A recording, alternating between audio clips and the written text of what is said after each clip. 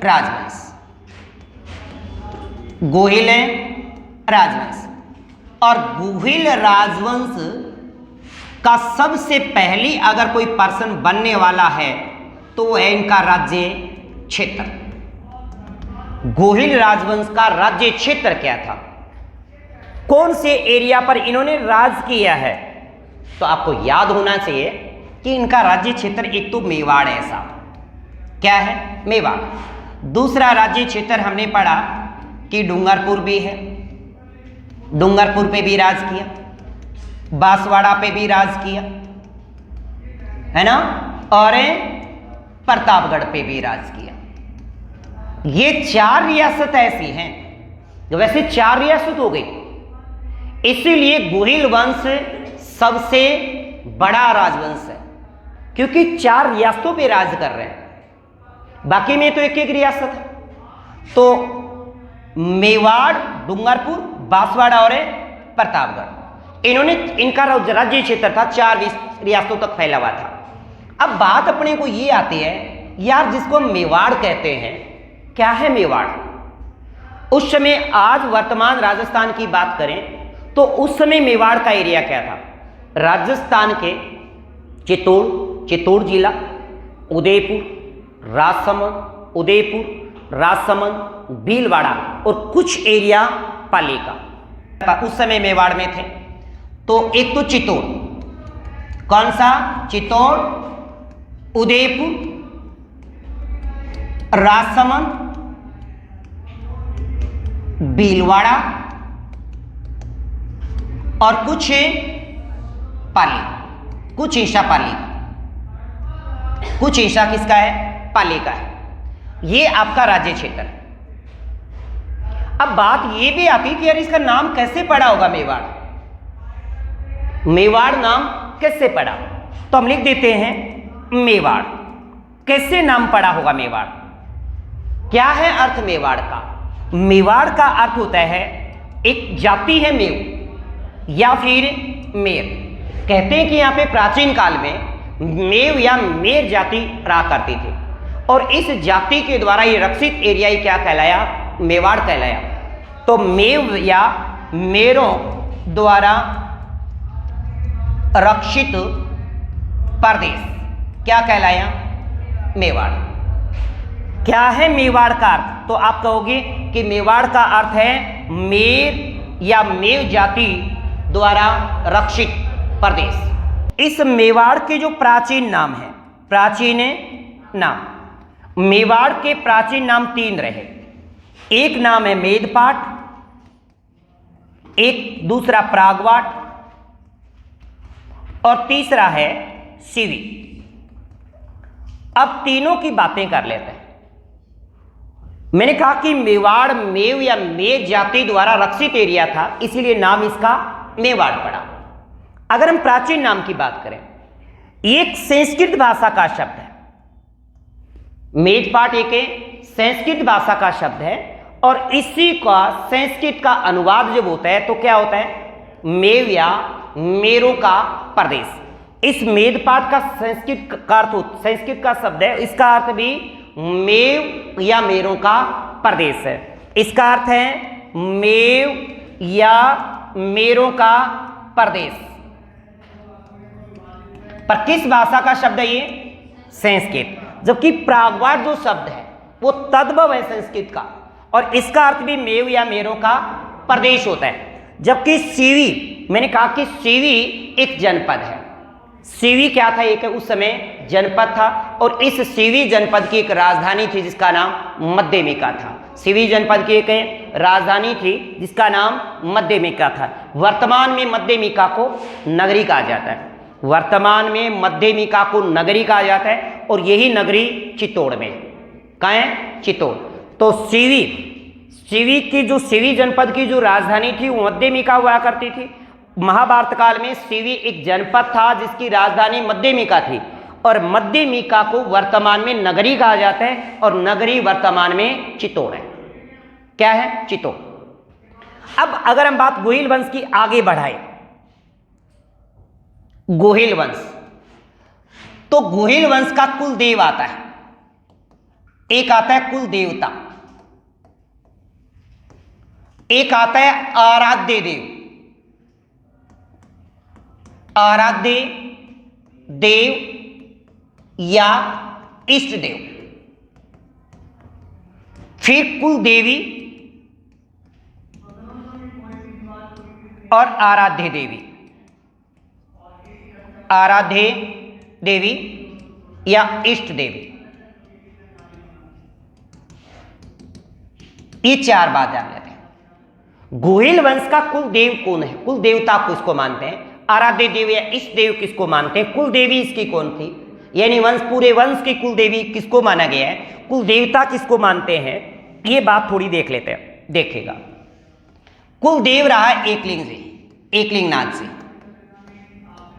एकलिंग नाथ मंदिर,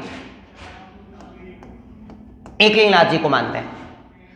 एकलिंग नाथ जी को एक कुल देव मानते हैं। और आराध्य देव जो है इनका, वो है चार भुजा नाथ, चार भुजा नाथ। और कुल देवी है इनकी बाण माता, और इनकी आराध्य देवी है चार भुजा माता, चार भुजा माता। अब अपने दिमाग में क्वेश्चन चले कि यार ये बाण माता का मंदिर कहाँ है, चार भुजा माता का मंदिर कहाँ है, चार भुजा नाथ का मंदिर कहाँ है, और एकलिंग नाथ जी का मंदिर कहाँ है? ये तो दिमाग में लिखते ही आपके चल पड़े। मुझे पता है कि इतने इंटेलिजेंट तो आप हो ही गए हो कि दिमाग में आता है कि ये बात अब बताइएगा कि एकलिंग नाथ जी का मंदिर कहाँ है। एकलिंग नाथ जी का मंदिर उस समय कैलाशपुरी में था, और वर्तमान में कैलाशपुरी नागदा है। कैलाशपुरी का इनाम वर्तमान में क्या है? नागदा। तो ये है कैलाशपुरी, वर्तमान नागदा, और ये पड़ता है उदयपुर। कहां पड़ता है? उदयपुर। अब थोड़ा सा मैं बता देता हूं कि एकलिंग नाथ जी के मंदिर का जो निर्माण करवाया बप्पा राव ने करवाया। किसने करवाया? बप्पा राव ने। एकलिंग नाथ जी के मंदिर का निर्माण बप्पा राव ने करवाया। एकलिंग नाथ जी के मंदिर का जो परकोटा बनवाया, परकोटा मतलब समझ लो, उसकी चारों और दीवारें, परकोटे का निर्माण राणा मुकल ने करवाया, राणा मुकल ने। परंतु इसका जो पुनर्निर्माण करवाया, जिसे वर्तमान स्वरूप दिया है, वो रायमल ने दिया। किसने? रायमल ने। एकलिंग नाथ जी के मंदिर के अंदर चार मुखी भुजा प्रतिमा भी, इन्हें चार मुख हैं प्रतिमा के, और शिवलिंग भी है। और ये पाशुपात या फिर लकुलिश संप्रदाय का सबसे बड़ा मंदिर है। कौन सा? एकलिंग नाथ जी का मंदिर। बप्पा रावल ने बनवाया था, पुनर्निर्माण रायमल ने करवाया, परकुट्टे का निर्माण राणा मुक्कल ने करवाया। पाशुपति संप्रदाय या फिर लकुलिश संप्रदाय का सबसे बड़ा मंदिर है। अगर हम बात करें चार भुजा नाथ मंदिर, ये पड़ता है गढ़बोर में। कहां पड़ता है? गढ़बोर। और गढ़बोर है राजसमंद में। इसे मेवाड़ का वारीनाथ कहा जाता है। क्या कहा जाता है? मेवाड़ का वारीनाथ। इसको उपमा दी जाती है मेवाड़ का वारीनाथ। जबकि बाण माता का जो मंदिर है वो चित्तौड़ में है, मुख्य चित्तौड़। दूसरे एक मंदिर और है केलवाड़ा, और केलवाड़ा 12 वाली बात कर रहे हैं, केलवाड़ा 12। यानी मुख्य मंदिर तो चित्तौड़ में, बाण माता का मंदिर चित्तौड़ में। जबकि आराध्य देवी या इष्ट देवी जो है, जिसका नाम है चार भुजा माता, इसका मंदिर है हल्दी घाटी, हल्दी घाटी। और हल्दी घाटी पड़ती है राजसमंद में। कहां पड़ती है? राजसमंद। हम बात पढ़े गोहिल वंश का राज्य क्षेत्र मेवाड़, डूंगरपुर, बांसवाड़ा, प्रतापगढ़। एक बात यह भी रखेगा कि मेवाड़ के अंदर जिन राजाओं ने राज किया है उनकी उपाधि रावल, राणा, महाराणा। जबकि डूंगरपुर, बांसवाड़ा, प्रतापगढ़ के अंदर, डूंगरपुर, बांसवाड़ा और प्रतापगढ़ के अंदर गोहिल राज से वंश ने जो राज किया उनकी उपाधि हुआ करती थी महारावल। क्या हुआ करती थी? महारावल। जबकि कोटा, बूंदी और इन झालावाड़ वाले के राजाओं की भी राज उपाधि महारावल है। उधर जैसलमेर के राजाओं की उपाधि भी महारावल रही। मैंने कहा कोटा, बूंदी, झालावाड़, जैसलमेर के शासकों की उपाधियां भी महारावल रही है। जबकि डूंगरपुर, बांसवाड़ा, प्रतापगढ़ के गोहिल राज्य के जो गोहिल वंश के जो राजा राज किए हैं या गोहिल राज्य क्षेत्र के अंतर्गत आते थे, उनकी उपाधि भी महारावल हुआ करती थी। परंतु मेवाड़ के अंदर जो राज किया है उनकी उपाधि रावल, राणा, महाराणा हुआ करती थी। क्या थी? रावल, राणा, महाराणा। अब बात की अपन कुल देवता की। कुल देव है इनका एकलिंगनाथ जी, जो जिसका मंदिर एकलिंगनाथ जी का मंदिर कैलाशपुरी, नागदा, वर्तमान में नागदा, प्राचीन नाम कैलाशपुरी, उदयपुर में पड़ता है, जिसका निर्माण करवाया बप्पा रावल ने, पुनर्निर्माण कराया रायमल ने, और उसका परकोटे का निर्माण करवाया राणा मोक्कल ने। पाशुपाती संप्रदाय या पाशुपाती या लकुल संप्रदाय का सबसे बड़ा मंदिर आराध्य देव है चार भुजानाथ, और चार भुजानाथ का मंदिर है गढ़बोर राजसमंद में पड़ता है। इसे मेवाड़ का वारीनाथ कहा जाता है। कुल देवी की बात करें तो कुल देवी बाण माता का मंदिर है चित्तौड़ में, और इनकी इष्ट या आराध्य देवी है चार भुजा माता, इसका मंदिर है हल्दीघाटी राजसमंद। पहले अपन बेसिक बातें पढ़ेंगे, क्योंकि ये थोड़ा नॉलेज तो हमें होना चाहिए कि गोहिल राजवंश में क्या पढ़ने जा रहे हैं। अभी तक हम इसके मुख्य की बात ही नहीं की। प्रतिहार उनके सामंत थे, ये बात आप अच्छे से जानते हो। जब ये स्वयं राजा बने, अब राजा बनने के बाद तो पता ही अपने आप को कुछ ना कुछ कहेंगे कि हम राम के वंशज हैं, या कुश के वंशज हैं, या लक्ष्मण के वंशज। ये कहते थे कि भी हम तो श्री राम के पुत्र कुश के वंशज हैं। गोहिलों ने अपने आप को क्या कहा? श्री राम के पुत्र है कुश के, क्योंकि राम के दो पुत्र हैं, एक का नाम लव है और एक का कुश है। श्री राम के दो पुत्र थे, एक का नाम लव और एक का कुश। पर लव वाले तो आजकल ये पढ़ते ही हैं, ग्राउंड में हैं, और ये कुश वाले बचे हुए हैं साहब, है ना। लव वाले तो ग्राउंड में आ गए और कुश वाले राजा बन गए, बस फर्क इतना ही है। तो चलो आ जाते हैं अपन एक नई लाइन से। किसका वंशज मानते हैं? श्री राम के पुत्र कुश के वंशज, ये बात मानी गई। यानी गोहिल अपने आप को क्या मानते हैं? श्री राम के पुत्र है कुश का वंशज। और जब राजा बने तो अपने लिए हिंदुआ सूरज और रघुवंशी शब्द का प्रयोग किए। किसका? हिंदुआ सूरज। जबकि हिंदुआ सूरज उपाधि बप्पा रावल की है, याद रखिएगा, बप्पा रावल। इसी में गोहिल में एक राजा आएगा। गोहिल स्वयं अपने आप को हिंदुआ सूरज या रघुवंशी कहते थे। हिंदुआ सूरज या रघुवंशी कहते थे। किसके वंशज माने गए? कुश के वंशज, और स्वयं के लिए हिंदुआ सूरज और रघुवंशी शब्द का इन्होंने प्रयोग किया। अब बात करें कि इनका प्रथम पुरुष कौन था, इस वंश का शुरुआत कहां से हुई, इसका आदि पुरुष जनक कौन है। तो एक बात लेते हैं, गोहिल वंश का संस्थापक, गोहिल वंश का संस्थापक या फिर आदि पुरुष या फिर जनक माना गया है गो या गोहिल या गुहादित्य। गुहादित्य 566 ईस्वी, 566 ईस्वी। गोहिल वंश का संस्थापक आदि पुरुष जनक कौन है? गो है, या फिर गोहिल, गो ही गोहिल है और यही गुहादित्य के नाम से जाना गया। इसकी पूरी थोड़ी सी अपने कहानी भी पढ़ेंगे। जबकि अगर आपको यह पूछे कि गोहिल वंश का वास्तविक संस्थापक कौन है, वास्तविक संस्थापक गोहिल वंश का वास्तविक संस्थापक का बप्पा रावल, बप्पा रावल। गोहिल वंश का वास्तविक संस्थापक बप्पा रावल है, और गोहिल वंश के साम्राज्य का संस्थापक भी बप्पा रावल ही है। गोहिल वंश के साम्राज्य का संस्थापक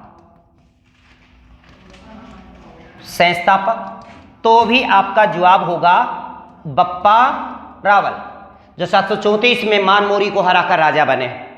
तो अब तक हमने बात पढ़ी कि ये अपने आप को क्या मानते हैं, कुश का वंशज मानते हैं, श्री राम के पुत्र कुश का वंशज मानते हैं, स्वयं को हिंदुआ सूरज और रघुवंशी शब्द का प्रयोग करते हैं।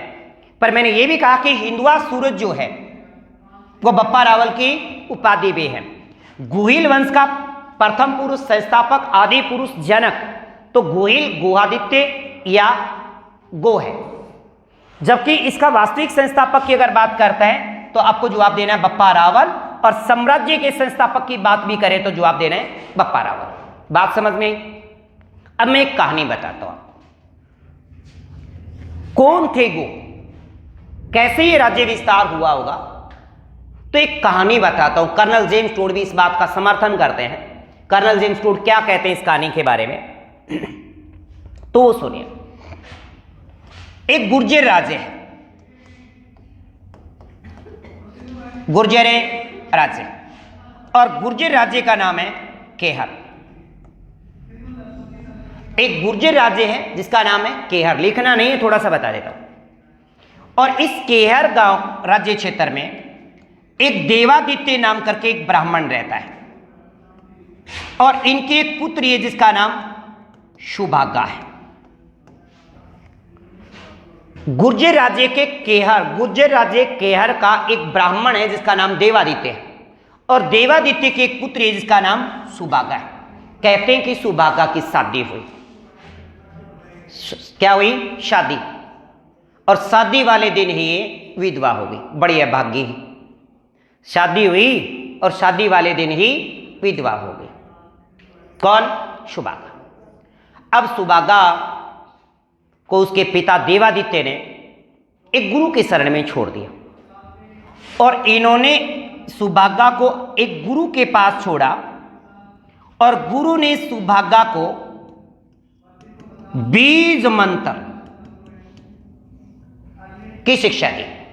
जैसे आजकल रामदेव बाबू देता है बीज मंत्र, पुत्र प्राप्ति, बीज मंत्र की शिक्षा दी कि भई हम तो पुत्र प्राप्ति का सुख नहीं भोग सके, पर जो माताएं जो पुत्र से अभागी हैं, जिनको पुत्र प्राप्ति का सुख नहीं मिला, उनके लिए मैं भला करूंगी। सुभागा ने बीज मंत्र सीख लिया, और एक दिन बीज मंत्र की उच्चारण कर रही थी और उच्चारण कर दिया उल्टा। लो भाई, उस बीज मंत्र का उच्चारण किया भाई, और उच्चारण हुआ टावरो उल्टा, और उच्चारण उल्टा करते ही भगवान सूर्य प्रस्तुत हो गए। ऐसी बातें कही जाती हैं, भगवान सूर्य प्रस्तुत होते हैं, और भगवान सूर्य के वहां प्रस्तुत होते ही सुभागा गर्भ से हो जाती। ले भाई, बड़ी अचंभे की बात यार, सूर्य भगवान आए तथास्तु होते ही पुत्र प्राप्ति, कमाल की बात है ना। तो सुभागा हो गई गर्भ से। अब क्या कि देवादित्य ने सोचा यार लोक लाज क्या कहेगा, है ना। लड़की तो शादी वाले दिन भी विधवा हो गई थी, गुरुजी के पास छोड़े हैं। अब लोक लाज की शर्म से इस सुभागा को वल्लभीपुर भेज दिया।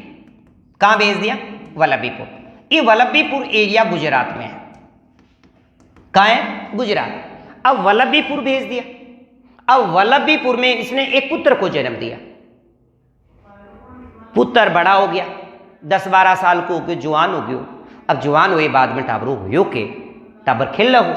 अब खेलते खेलते टाबरा की होगी आपस में राड़। राड़ तो जानो ही हो। अब टाबरा की राड़ होगी, दूसरा टाबर कह दी तो तेरे बब्बे को नाम बता, कहीं को है तू? इतनी कहता ही टाबर का बेचारा कहे छिन्ने में लाग गई, कालजी में लाग गई बात चुपती। अब की मान बोले मम्मी आज तक थे मेरे पापा को नाम कौन बताए, मेरे पापा कड़ा है। अब सुभागा किसको बताया भाई कि सूर्य भगवान तेरे पापा है। अब सूर्य भगवान कैसे आएंगे? तो कहते हैं कि जिद कर ली छोरे, बता कह तो मैं को नहीं, कह तू को नहीं है। आज मेरे बाप को नाम तो तने बताना ही पड़ेगा, मैं लोग जीण को दे। अब बात जब माँ और बेटा के बीच में विवाद चल रहे हो, बटे फिर शिव पर सूर्य भगवान आ गया।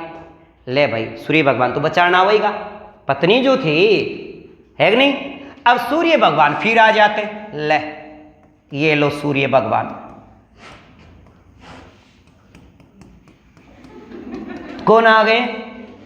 सूर्य भगवान आ गए। अब सूर्य भगवान आए और सारा वृत्तांत बताया।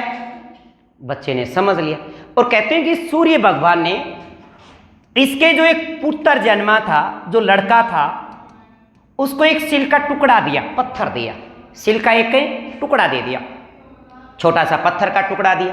बोले बेटा आज का बाद में ना तू अनजाने में तो कहीं के ऊपर फेर ना दिए, पर तन्ने यूं लागा ना कि तेरो डर हुए तेरी प्राण जान अड़ाई, तो तू के सिर के ऊपर को घुमा दिए, इतना अगले को काम तमाम लुप्त हो जाओ। वो सिल को पत्थर लेके मुट्ठी में भींच के आपको रखा 24 घंटा। अब सोचिए यार, टिंगरा के ऊपर के फेरागा, कोई बड्डे से ऊपर फेरा। तो वल्लभीपुर का राजा था और वल्लभीपुर के राजा के ऊपर उस सिल को टुकड़ो घुमा दिया। क्या घुमा दिया? सिल का टुकड़ा। अब वो सिल का टुकड़ा घुमा दिया और वो हो गया लुप्त। अब ये लड़का वल्लभीपुर का बन गया राजा और नाम से जाना गया शिलादित्य। शिलादित्य मतलब सिल के टुकड़े से नाम क्या पड़ा? शिलादित्य। अब शिलादित्य वल्लभीपुर के राजा है। अब राजा होगा तो रानी तो होगी। अब राजा के एक रानी थी, उस रानी का नाम पुष्पावती था। आप चंद्रावती एरिया की थी। किसकी? चंद्रावती। चंद्रावती आबू का प्राचीन नाम था। और इसकी एक रानी थी पुष्पावती। चंद्रावती आबू एरिया की थी और कहते हैं कि ये भी गर्भ से थी। अणसुची के बाद में तो देखो जानो जाए कुंजा छाना का थे न को तुम्हें धोख मारिया वहां है ना, तो कह के पुष्पावती चंद्रावती के जगदम्बा माँ के अठ एक मंदिर है, जगदम्बा माता। जगदम्बा माता के धोख मारना आ गई सा, उरे धोख पूरी करना आ गई। पीछे से शिलादित्य के ऊपर आक्रमण कर दियो मलेच्छा, कण आक्रमण कर दियो। मलेच्छ अरब आक्रमणकारी है और मलेच्छों ने शिलादित्य पर आक्रमण कर दिया, पर वो सिर को टुकड़ो कह कह को सिर के ऊपर को घुमावे। और इस शिलादित्य की हो गई मृत्यु। अपन गो तक चलेंगे। देखो गो कौन था? गो था कौन? अब शिलादित्य की होगी मृत्यु। ये पुष्पावती गई वे आबू। दो बड़े ने दो शाट है ना, आ जा रही है कड़े आबू गेलते वो गयो बट्ठे परमात्मा के लोक में। आप बीरो पाट्यो आने बीच में रास्ता उल्टी आने लग रही, बोले बह तो रहा ही को नहीं। तो ये सती नहीं हो सकती थी। क्यों? क्योंकि इनके पेट में एक बच्चा था, बच्चा पल रहा था, गर्भ से थी। तो कहते हैं एन एक मिली बामणी और बामणी को नाम तो कमली, जे को नाम है कमलावती। के नाम हो? कमलावती। कमलावती बामणी सब मिली, बठे मिलके एक माल्यवे नाम से एक गुफा ही मावेल्या गुफा। और मावेल्य गुफा के अंदर पुष्पावती एक टाबर ने जन्म दियो और स्वयं पुष्पावती सती हो गई और इस बच्चे को संभला के चल गई। कैन संभला के चल गई? एक कलावती ने संभला के गई। कभी मारे टाबरिए को ध्यान राखियो ते ही है कि मम्मा हो थे ही सो का पापा हो हैं थारा टाबर की तरह पालियो, ऐ सारी बातें होगी।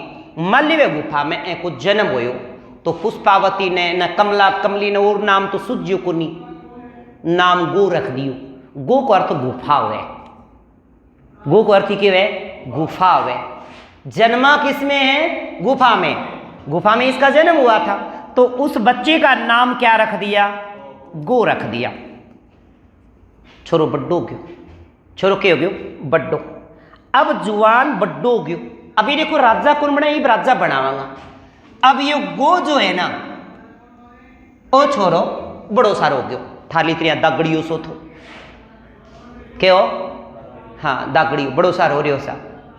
एक बार भील टाबरा कमी खेल रहो के भील टाबरा कभी खेक रहो खेलना करो और बड़ा चोर सिपाही और राजा को खेल चल रहा हो।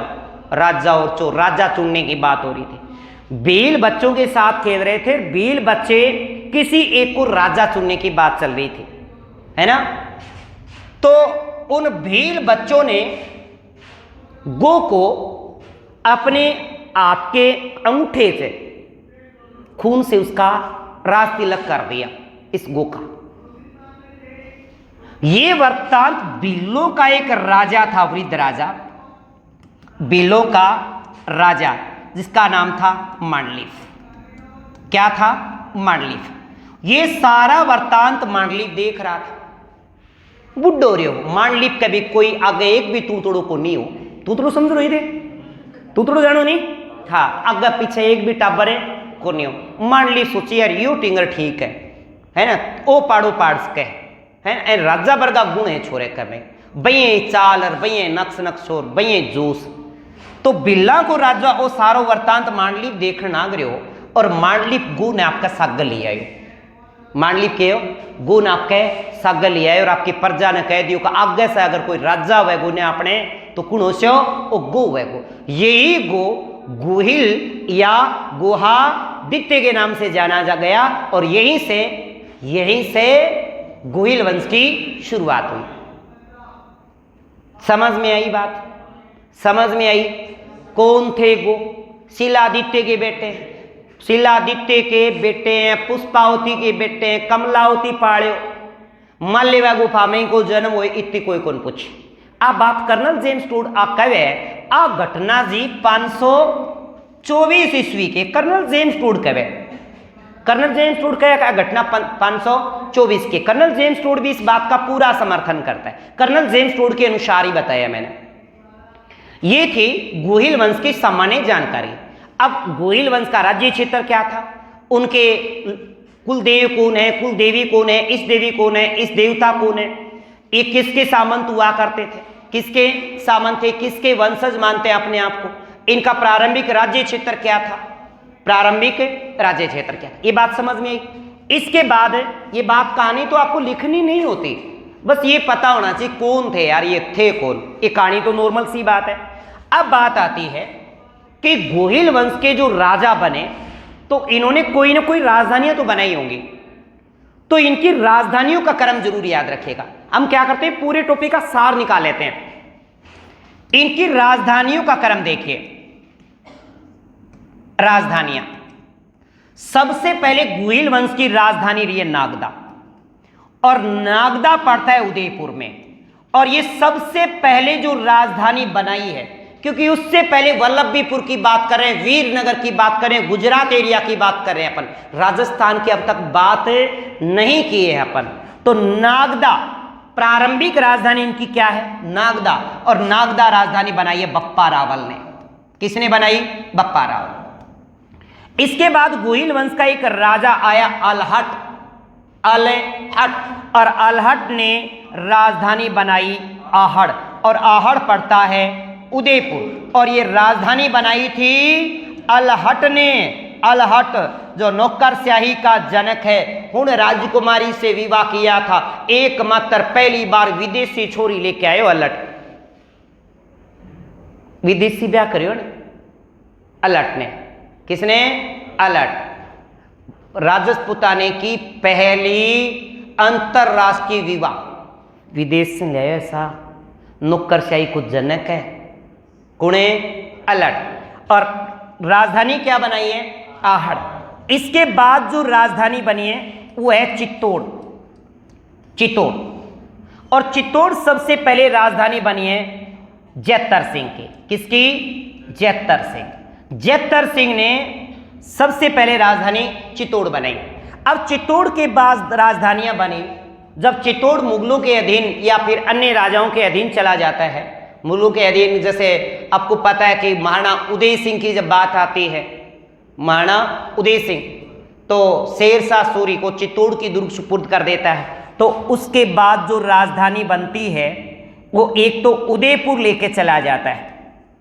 उदयपुर नगर की स्थापना भी महाराणा उदय सिंह ने की थी। एक उदयपुर और एक है गोगुंदा। उदयपुर और गोगुंदा राजधानी जो बनाई है महाराणा उदय सिंह ने बनाई है। महाराणा उदय सिंह की ये राजधानी रही। इसके बाद नेक्स्ट अगर हम अंतिम बात करें दोबारा से तो वो है कुंभलगढ़।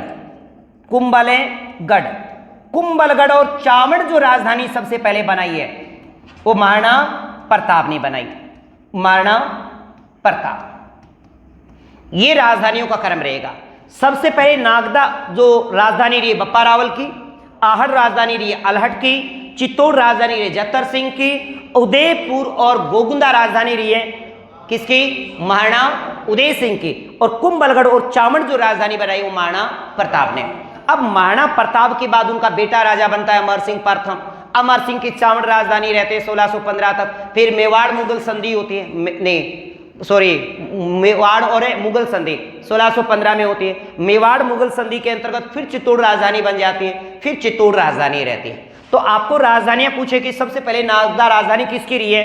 बप्पा रावल की। आहड़ राजधानी रही है अलहट की। चित्तौड़ राजधानी रही जत्तर सिंह की। उदयपुर गोगुंदा राजधानी रही है महाराणा उदय सिंह के, और कुंभलगढ़ और चावड़ राजधानी रही है महाराणा प्रताप की। पर चावड़ राजधानी आगे चल के, ये राजधानी ऐसा नहीं है कि इसके अलावा किसी की नहीं रही, मतलब सबसे पहले इन्होंने ही बनाई है। राजधानियों का क्रम याद रखेगा।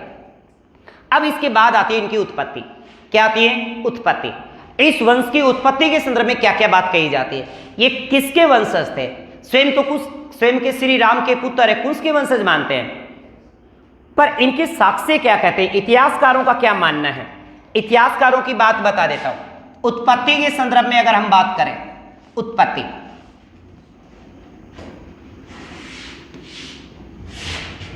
तो एक तो माना गया इनको सूर्यवंशी, सूर्यवंशी। दूसरी बात आती है ब्राह्मण वंशी, ब्राह्मण वंशी। और तीसरी बात आती है विदेशी। इसको सूर्यवंशी स्वीकार करने वाले राजपूताने के जो राजस्थान के इतिहासकार हैं डॉक्टर गौरी शंकर हीरानंद ओझा। डॉक्टर गौरी शंकर हीरानंद ओझा, डॉक्टर गौरी शंकर हीरानंद ओझा इसको क्या कहते हैं? सूर्यवंशी थे साहब। अब सूर्यवंशी मानने के कई मत हैं। एक तो इनका जो राज चिन्ह था, इनका जो राज्य चिन्ह था, उसके अंदर सूर्य भगवान की प्रतिमा है, एक तो ये। दूसरी, बप्पा रावल ने सोने के सिक्के चलाए, उसके ऊपर भी सूर्य भगवान की प्रतिमा है। तो दो मत हो गए। अब इसके पीछे मत क्या है? मत है एक तो राज चिन्ह में सूर्य की प्रतिमा, सूर्य की प्रतिमा। इनका जो राज चिन्ह है उस राज चिन्ह में क्या है? सूर्य की प्रतिमा है। नेक्स्ट बात है बप्पा रावल के द्वारा चलाए गए सोने के सिक्के। बप्पा रावल द्वारा चलाए गए सोने के सिक्कों पर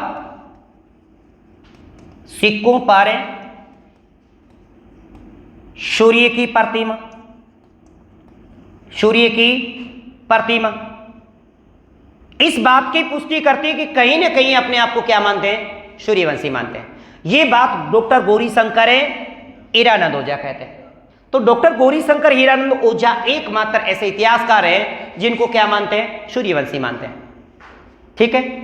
अब इसके बाद बात करते हैं ब्राह्मण वंशी। ब्राह्मण वंशी कौन मानते हैं? Doctor Gopinath Sharma,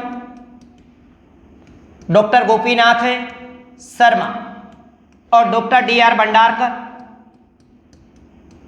DR. भंडारकर, मुणोद नैन्सी, तीन तो व्यक्ति विशेष हो गए।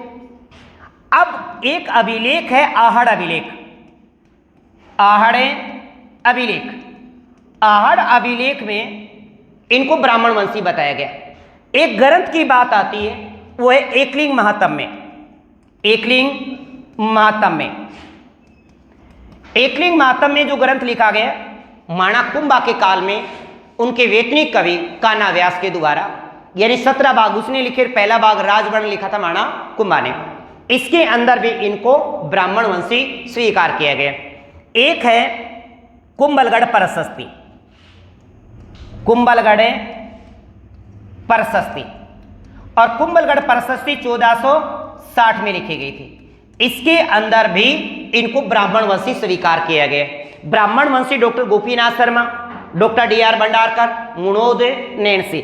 और अभिलेख में एकमात्र अभिलेख आहड़ अभिलेख, और कर्ती में बात करें तो एकलिंग मातम में। और जो मुणोद नैणसी ने ख्यात में इनको क्या बताया, ब्राह्मण वंशी। विदेशी जो बताते हैं, विदेशी कहता है colonel James Tod. Colonel James Tod इस बात को अलग कहता है सा ए तो मारा ही ए मार लिया थे तो नहीं बात मारे ए मेया। और एक है सिमित और एक है अब्बुल फजल। अब्बुल फजल भी इनको विदेशी मानते हैं। कर्नल जेम्स टोड क्या कहते हैं, 9 से ज्यादा वंशज की संतान है। स्मिथ भी इसी बात का समर्थन कहते हैं। अब्बुल फजल इस बात को अलग कहते हैं कि ईरान के 9 शेखा आदिल के वंशज है। ये कहते हैं कि ईरान के जो है ना, ईरान के 9 शेखा आदिल की संतान है, आदिल की संतान। ये बात कौन कहता है, अबुल फजल। अबुल फजल कहते हैं कि ईरान से आए हुए थे। ये मूल रूप से राजस्थानी नहीं थे, ये राजपूताने से बिलोंग नहीं करते थे। ये कहते हैं ईरान से एक वंशज था, 9 शेखा आदिल एक शासक था, उसके वंशज है। ये कहते हैं 9 से ज्यादा के वंशज, वो विदेशी था। स्मिथ भी इस बात का समर्थन कहता है। परंतु अपना एक इतिहासकार है कवि श्यामल दास, कवि श्यामल दास इस बात को अलग कहता है, बोल नहीं साहब ऐसा नहीं, ये तो वल्लभीपुर गुजरात से आए थे। और वल्लभीपुर गुजरात वाली बात अभी पढ़ी थी हमने। इस बात को कवि श्यामल दास कहता है कि वल्लभीपुर गुजरात से आए थे और इन गोहिलों की जो शाखाएं थी वो 36 शाखाएं थी। 36 शाखाएं बताता है। अब बात अगर मुहम्मद नैणसी की की जाए और कर्नल जेम्स टोड की की जाए, ये कहते नहीं साहब इनकी शाखाएं 24 थी। तो गोहिलों की मुहम्मद नैणसी और कर्नल जेम्स टोड शाखाएं बताते हैं 24, और 26 शाखाएं आपको बताया प्रतिहारों की बताई थी मुहम्मद नैणसी ने, जबकि गोहिलों की शाखाएं बता रही है 24। और कवि श्यामल दास जो इनकी जो शाखाएं बता रहा है वो 36। एक बात और हो जाए और इसके बाद आप अगली क्लास में पढ़ेंगे। कवि श्यामल दास, कवि श्यामल दास ये मानते हैं वल्लभीपुर से आए। कहां के वंशज मानते हैं, वल्लभीपुर गुजरात से आए माने। कौन मानता है, कवि श्यामल दास। कवि श्यामल दास कहता है कि जो गोहिल है वो वल्लभीपुर गुजरात से आए, और इन्होंने गोहिलों की जो शाखा बताई है, गोहिलों की शाखा कितनी बताई है, 36 बताई। गोहिलों की शाखाएं, गोहिल वंश की शाखाएं 36। पर मुहम्मद नैणसी